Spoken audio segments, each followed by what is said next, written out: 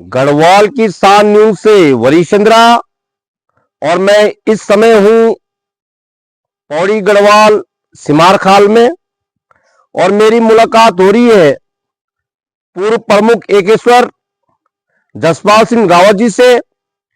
और सबसे पहले मैं जसपाल सिंह रावत जी, नमस्कार। नमस्कार। सबसे पहले मैं आपको धन्यवाद देता हूं, गढ़वाल की शान न्यूज चैनल जो आज हमारे विकासखंड एकेश्वर में पहुंचा। और वैसे भी आप और हम बहुत पुराने परिचित हैं और आपका मैं बहुत बहुत धन्यवाद देता हूं पहले तो।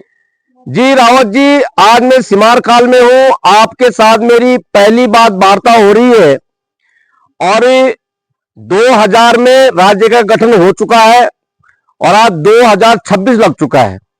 आप भी एकेश्वर ब्लॉक के प्रमुख रह चुके हैं, लेकिन जब जब मैं गांव में जा रहा हूं, गांव की हालत को देख रहा हूं, और जो लड़का 25 साल का हो चुका है वो 26 साल का लगने वाला है, वो रोजगार के लिए भटक रहा है, पलायन के लिए भटक रहा है। क्या कारण है इसका? कारण आप स्पष्ट देख सकते हैं कि आज का युवा के लिए ही पहले सबसे पहले मैं ये कहना चाहूँगा कि हमारा जो युवा है भटक चुका है और वो खास करके ये महसूस नहीं कर पा रहा है कि हम खुद किस ओर जा रहे हैं। तो इसलिए युवा शक्ति से ही पहले मैं अनुरोध करूंगा कि उन्हें अपने भविष्य तय करने के लिए एक शुद्ध विचार के लोगों को सुनने की आवश्यकता है। और जो आपने कहा अभी कि 2000 कौन सा सन पूछा आपने? 2000 में राज्य का गठन हो चुका है, 2025 पूरे हो चुके हैं। मैं 26 प्रवेश कर चुका है, 26वें में प्रवेश हो गया। तो 2000 जब राज्य का गठन नहीं हुआ था, उससे पहले की बात कहूँ मैं, तो मुझे याद है मैं लखनऊ में भी रहा। तो सबसे बड़ी बात यह हुई कि राज्य गठन के बाद जो हमको बहुत जो उम्मीदें थी कि हमारी विधानसभाओं का गठन होगा, पुनर्गठन होगा, और आज हम ऐसी स्थिति में पहुंच गए हैं कि जो लोग लखनऊ की विधानसभा के बारे में नहीं जानते थे, लखनऊ में पर्वतीय विकास मंत्रालय के बारे में नहीं जानते थे, आज मैं ये कहना चाहूंगा कि हमारी विधानसभा से तो अच्छा था लखनऊ का पर्वतीय विकास मंत्रालय। क्यों कि आज यहाँ जो विकास हुआ है, एक तो नेताओं की यहाँ बहुत ज्यादा भीड़ होती थी। पहले क्या होता था कि हम एक कुशल नेतृत्व को चुनते थे और क्षेत्र से जो लोग चुन के जाते थे वो जनता के चुने हुए प्रतिनिधि होते थे।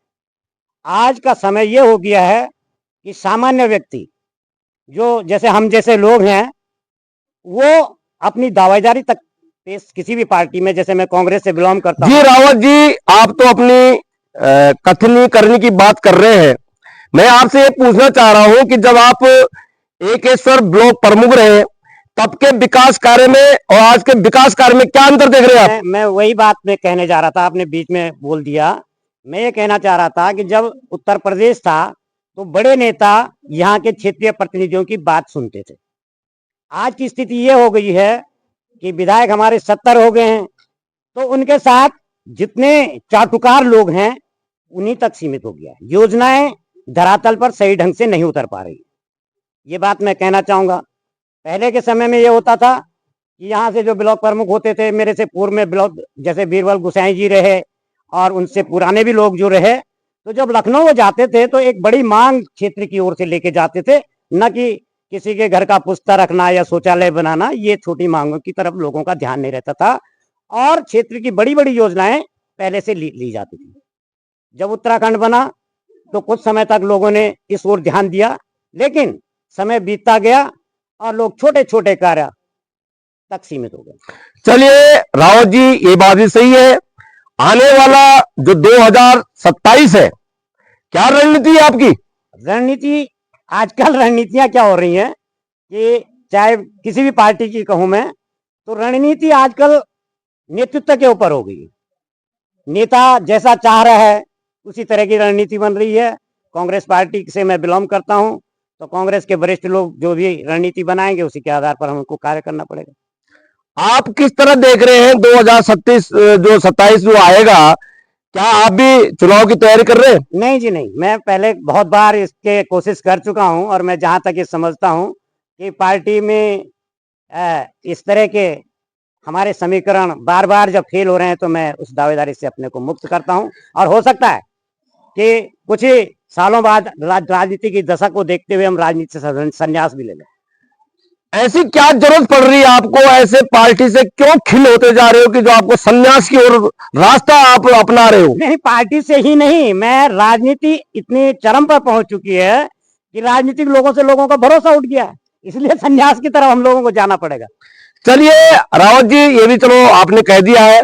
मैं कह रहा हूं, मैं आज सिमार खाल में एक बात कह रहा हूं, आपका जो ये चुनौती भर जो सवाल है ये उभर के क्यों आ रहे हैं? नहीं है उभरने की, मैं राजनीति की इस स्तर पर पहुंच चुकी है ना, मैं कह रहा हूँ किसी भी पार्टी की हो।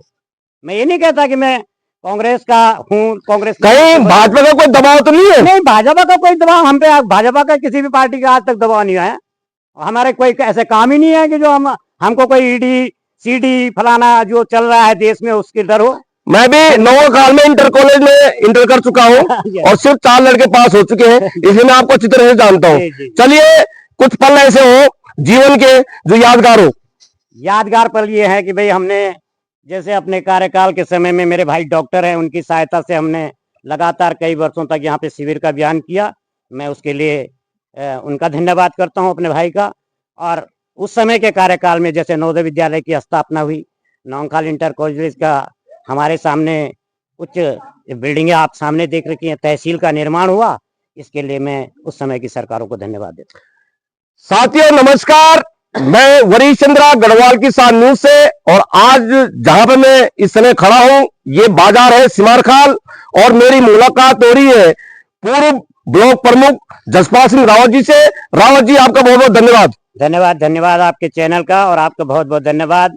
और आपने जो बात कहा कि नौखाल के हम दोनों विद्यार्थी, नौखाल इंटर कॉलेज की तरफ से आपको भी धन्यवाद।